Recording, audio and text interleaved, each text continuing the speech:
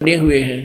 3 बार ये दास भी संगत को साथ ले जाकर दिखा कर जाए प्रमाण करने के लिए कि हम सुना करते हैं वो सच्चाई है। तो पुण्यात्माओं, उन्हीं में से कुछ फूल अकेले ला करके बनारस में, काशी में भी एक चौरा बना दिया बिजली खां पठान ने, और वहाँ दोनों यादगार अलग अलग हिंदू और मुसलमानों की आज भी हैं, और उनका कोई आपस में मनमुटाव नहीं है। वो अपने हिसाब से कर रहे हैं, वो अपने हिसाब से कर रहे हैं। कति बीच में दीवार भी नहीं है, एक ग्रिल ला रखी है बीच में पार्टीशन के लिए, जैसे ये ग्रिल लगी हुई नथ, और आपस में बीच में एक सामूहिक गेट भी है। दर्शक जाते हैं, दोनों को देख कर आते हैं।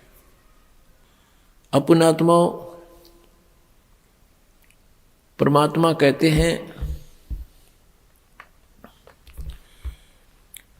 कि सतगुरु संगत छोड़ के चाहे लाख वर्ष जप कीन, इंद्री कर्म ना मोक्ष होए फिर काल के अधीन। जो भक्त कुछ दिन इस भक्ति को करके किसी भी कारण से दुर्भाग्य उनका होता है, वो विमुख हो जाते हैं, वो भक्ति यहाँ से यहाँ आना छोड़ देते हैं, गुरुजी से उसका अपना संपर्क समाप्त कर लेते हैं। और वो कुछ एक ऐसे नालायक थे, अनजान अनाड़ी थे, वो कहने लगे कि हम तो घर पे भक्ति कर लेंगे। पुण्यात्माओं, परमात्मा कहते हैं सतगुरु संगत छोड़ के अर्चे लाख वर्ष जप कीन, इंद्री कर्म ना मोक्ष होए, ना तो कोई कर्म कटे और ना ही मुक्ति होए, फिर काल के अधीन। पुण्यात्माओं, हमें यहाँ से 21 ब्रह्मांड काल के और 7 संग ब्रह्मांड इस परब्रह्म के, इनको पार करके जाना है। और जब यहाँ से भक्ति युक्त प्राणी चलता है, यदि उसके साथ सतगुरु नहीं है, वो नहीं जा सकता 10 कदम भी। रास्ते में पता नहीं कितने कितने बखेड़े हैं। ये काल का बहुत भयंकर जाल है। हमने उन्हीं रास्तों से जाना होता है, जैसे हम शरीर में ही हमारे कमल बने हुए हैं। इन कमलों में से हम चलेंगे तो सबसे पहले गणेश जी का लोक आवेगा, और गणेश जी के लोक में हम जाएंगे, गुरु जी साथ होंगे, तो वहाँ आपका अकाउंट क्लियर करा के आपको फिर आगे ले चलेंगे। और यदि सतगुरु साथ नहीं है और आपकी पिछली पुण्य कमाई पिछली है और आप गुरुद्रोही बने नहीं, वैसे भक्ति छोड़ दी, आना बंद कर दिया, तो वो जो पिछले उस दौरान गुरु जी के संपर्क में रहने के दौरान जो तुमने भक्ति की, ये 7 मंत्र की या 2 मंत्र सतनाम की और सार नाम की, तो गणेश जी का जो जाप आपको दिया जाता है उन 7 प्रथम मंत्र में, उस मंत्र की कमाई से आप जी पहले गणेश जी के लोक में जाओगे। और वहाँ पर इतने नाच गाने डांस, बड़ी पता नहीं कितने हर तरह की, यानी आत्मा वहाँ जाती है तो उसका सूक्ष्म शरीर होता है, स्त्री जाती है तो स्त्री वाला ही होता है, पुरुष जाता है तो पुरुष वाला ही होता है। तो प्रत्येक लोक में जाते ही वहाँ हर तरह के नाचने गाने बकवाद, तो अकाउंट कराना तो भूल जाते हैं, उस रेस्टोरेंट में भ्रमित हो जाते हैं।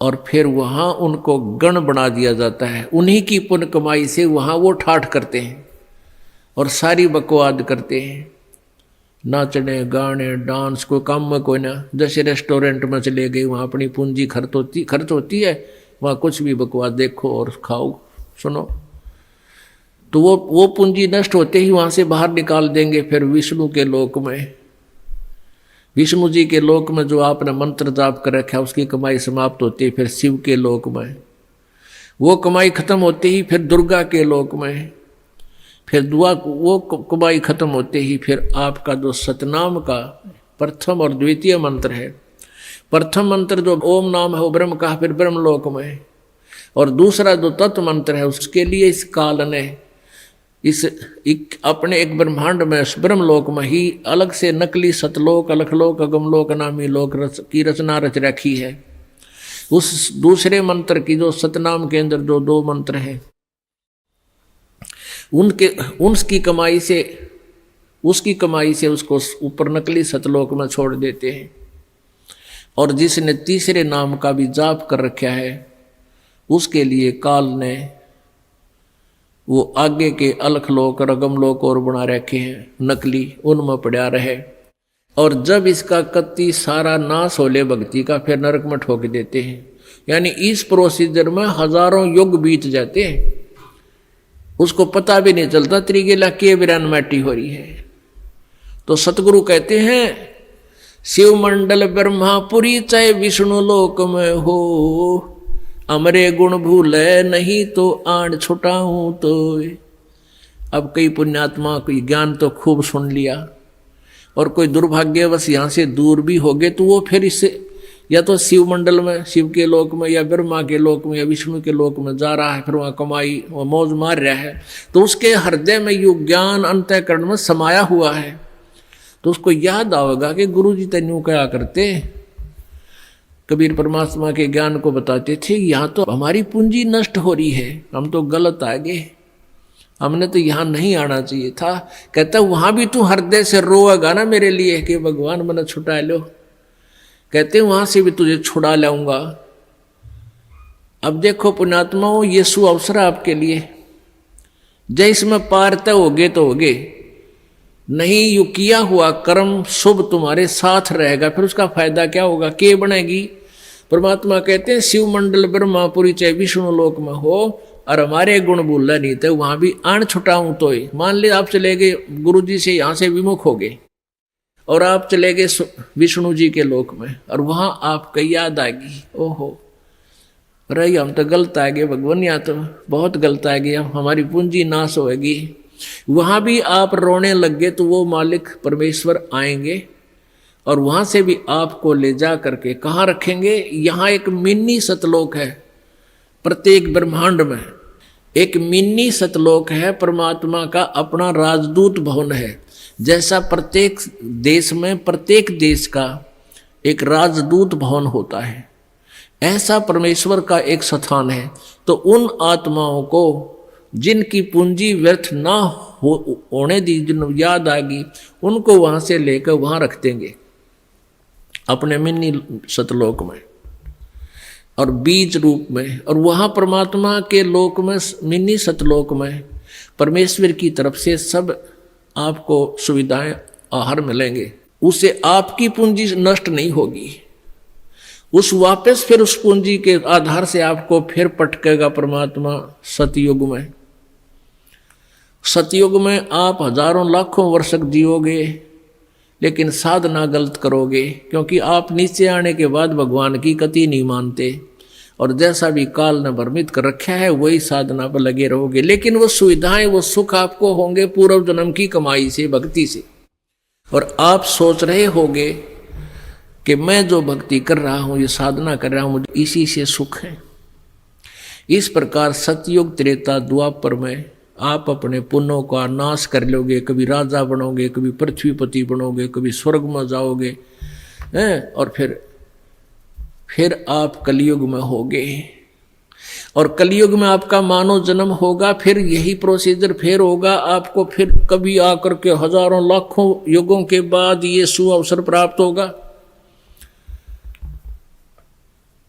जो परमात्मा की शरण में नहीं रह पाए, अभी आपको बताया 2 प्रकार भक्ति नाश होता है। एक तो परमात्मा से विमुख हो गए और उन्होंने अपने सभी मंत्रों की कमाई ऊपर ब्रह्मालोक, विष्णुलोक, शिवलोक, दुर्गालोक, ब्रह्मलोक और अलखलोक, अगमलोक में, नकली में समाप्त कर दी। उसने तो कई लाख युगों के बाद फिर मनुष्य जीवन यहाँ पृथ्वी पाओगा, और फिर सतयुग त्रेता द्वापर में जो शेष कमाई है वह खोएगा। फिर कलयुग में ही, किसी कलयुग में दाव लगे तो लगे इस समय जन्म होने का।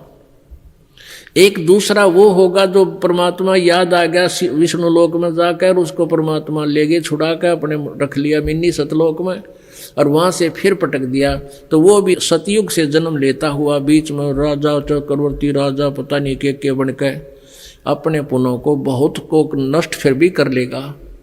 और फिर कलयुग में इसी समय बिचली पीढ़ी में ही दाव लगेगा, लगे तो लगे ना भी लगे।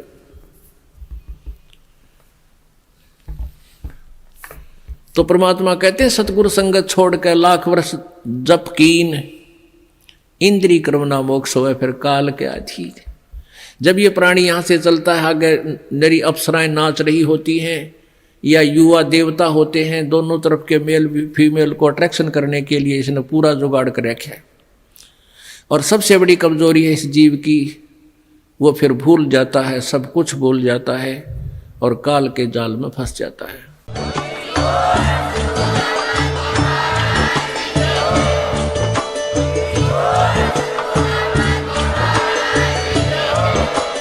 आप सुन रहे थे जगत गुरु तत्वदर्शी संत रामपाल जी महाराज जी के मंगल प्रवचन। अधिक जानकारी के लिए विजिट कीजिए हमारी वेबसाइट www.jagatgururampalji.org। संत रामपाल जी महाराज जी के शुभ आशीर्वाद से पूरे विश्व भर में 500 से भी ज्यादा नाम दीक्षा केंद्र हैं, जिन पर संत रामपाल जी महाराज जी द्वारा ऑनलाइन निशुल्क नाम दीक्षा दी जा रही है। अपने नजदीकी नाम दीक्षा केंद्र का पता करने के लिए संपर्क करें 8222880541।